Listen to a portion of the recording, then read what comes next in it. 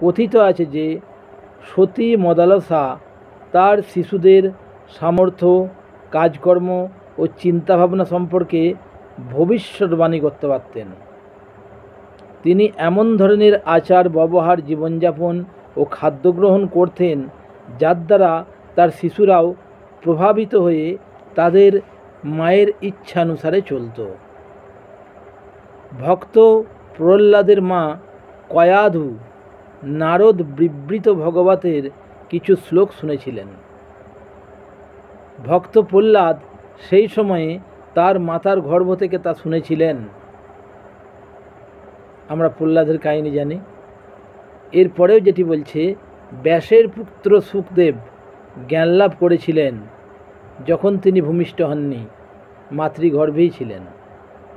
চক্রব্যূহ সম্পর্কে অর্জুন যখন তার স্ত্রী সুভদ্রাকে বলছিলেন, তখন তার গর্ভস্থ শিশু অভিমন্যু সব শুনেছিলেন এবং চক্রব্যূহ সম্পর্কে জেনেছিলেন।